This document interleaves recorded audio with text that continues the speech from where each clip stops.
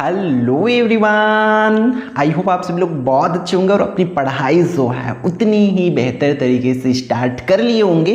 तो इस वीडियो में हम लोग बात करने वाले हैं कम्प्लीटली प्री पॉलिटेक्निक प्रवेश परीक्षा मीन्स डिप्लोमा इंजीनियरिंग।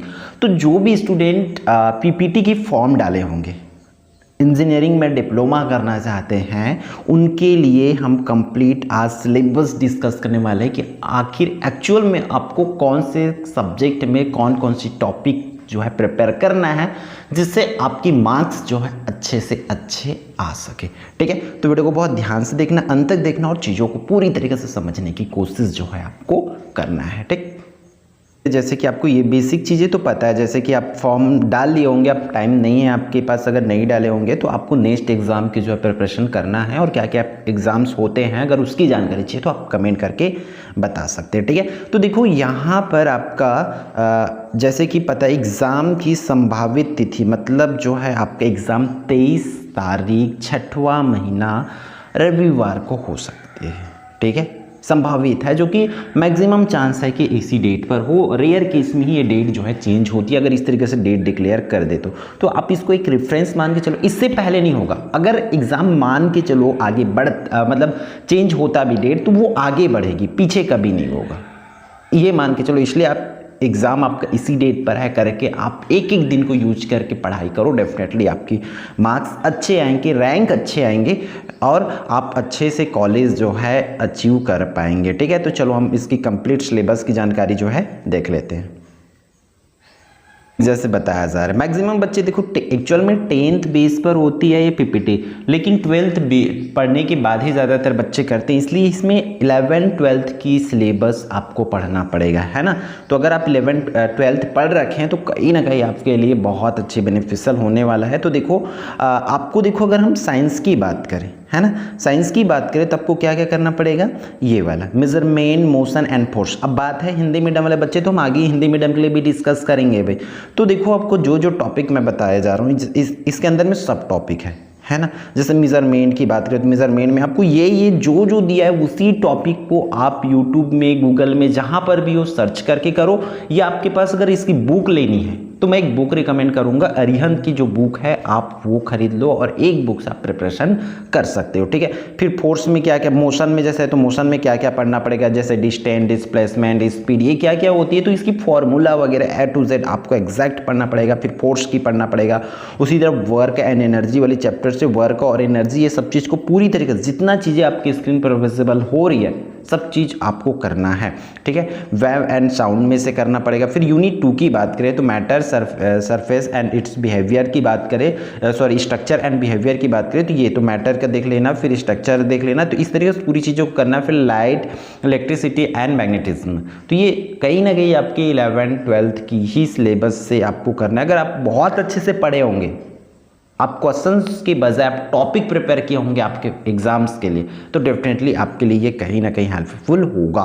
ठीक है, तो ये कर लेंगे। यूनिट नंबर 4 की बात करें तो ये पूरी चीज़ों को, chemical bond, chemical reaction, rate of chemical reaction and chemical equilibrium, है ना, ये पूरी चीज़ों को आपको करते हुए चलना। उसी तरह से नेचुरल रिसोर्स में से ये करना है। फिर अवर इन्वायरमेंट, तो बायोस्फीयर, पॉल्यूशन। ठीक है, इतना चीज़ें कर लेना है आपको साइंस में।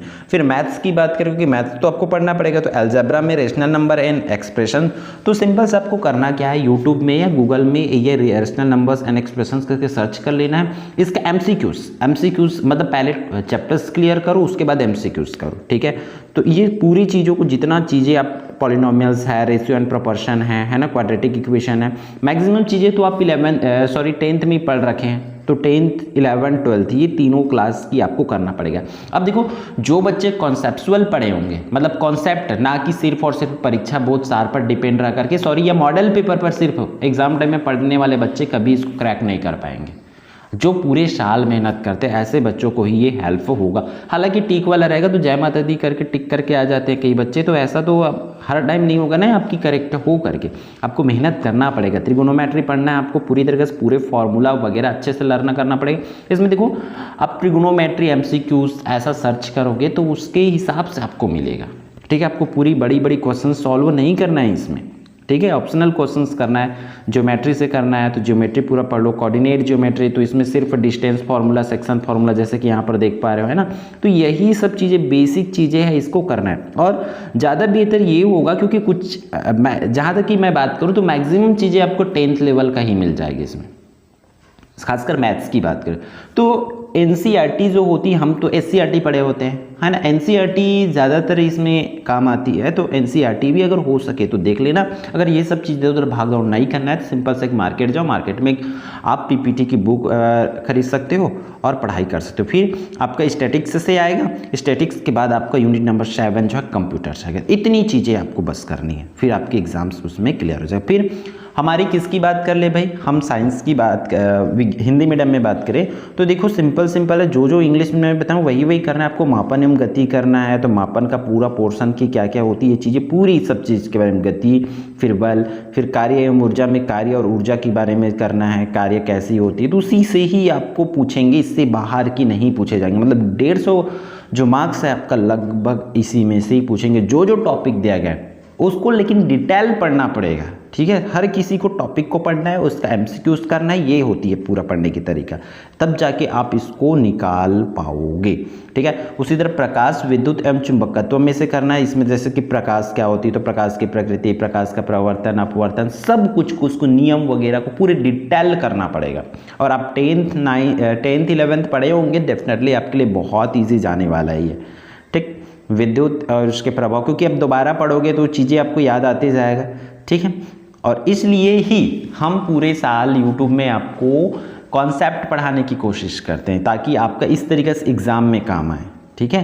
क्योंकि आगे जब बढ़ोगे, मैं बार बार बोलता था कि आपको इस तरीके से एग्ज़ाम्स फाइट करना होगा, ठीक है। देखो आ गई, है ना, तो आपको करना पड़ेगा भाई। प्राकृतिक संसाधन में से पूरी चीज़ों को ये पढ़ लो अच्छे से। फिर इसका विज्ञान की हमारा पर्यावरण में जैसे कि आपका 10th क्लास की ये पोर्शन है ना, तो पूरी चीज़ों को आपको कर लेना है भाई। एमसीक्यूज इसका अच्छे से, मतलब सही विकल्प वाला जो क्वेश्चन होता है वो आपको प्रिपेयर करना है, ठीक। तो फिर उसी तरीके से गणित की बात करें, गणित के सिलेबस का भी तो वो भी आपके स्क्रीन पर है कि बीज गणित आपको करना पड़ेगा, ठीक है। मैं ले आता हूँ उस पर, ठीक, ये रहा, ठीक।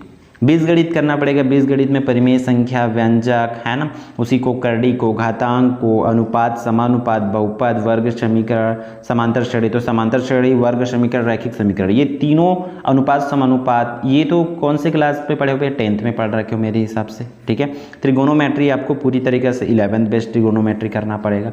हालांकि फॉर्मूला वगैरह अच्छे से इसमें लर्न करना पड़ेगा, बस आप बुक रिफ़र कर लो। और ये टॉपिक पढ़ने, ये क्योंकि सिलेबस ही नहीं पता तो फिर आपको एग्ज़ाम्स क्लियर करना, आपको 100+ मार्क्स लाना बहुत मुश्किल हो जाएगा। क्योंकि 150 में आप गवर्नमेंट कॉलेज चाहते हो तो आपको 100 के आसपास तो मार्क्स लेके आना ही होगा मेरे अकॉर्डिंग, ठीक है। जहाँ तक कि हम कट ऑफ देखते हैं तो वहाँ तक मार्क्स आपको लाना पड़ेगा, तब जाके आपको फ्री सीट में आपकी पढ़ाई हो पाएगी, ठीक है। साथ ही साथ अगर आप उतना मार्क्स ले आते हो तो आपको स्कॉलरशिप भी देंगे, आपको पढ़ाई भी फ्री में होगी, प्लस आपको स्कॉलरशिप भी देंगे। तो इसलिए आप अभी मेहनत कर लो, वो चीज़ें आपको बाद में आसान लगेगी। फ्री सीट में पढ़ोगी, अच्छी कॉलेजेस मिलेगी, सिर्फ और सिर्फ आज की मेहनत के पॉइंट ऑफ व्यू से, ठीक है। तो इतना चीज़ें, जितना आपकी जैसे सांख्यिकी पढ़ना है, कंप्यूटर पढ़ना है, इतना चीज़ें आप बहुत अच्छे से पढ़ लो, डेफिनेटली आपकी मार्क्स अच्छे आएंगे, ठीक है। और बात है इसकी और भी डिटेल चीज़, जैसे पीपीटी में क्या क्या बन सकते हैं, क्या क्या सब्जेक्ट्स होते हैं, तो वो चीज़ें आप डिटेल सर्च कर सकते हो, पीपीटी बाय एकलव्य आरपीएस, तो आपको मिल जाएगी। इसकी कुछ प्रीवियस ईयर क्वेश्चंस हम ऑलरेडी करा रखे हैं चैनल पर, उसकी लिंक मैं इस वीडियो के डिस्क्रिप्शन में दे दूंगा, तो आप वहाँ से उसको भी देख सकते हो, ठीक है। तो इस वीडियो में इतना ही, फिर हम मिलते हैं आने वाले इंपॉर्टेंट वीडियो पर।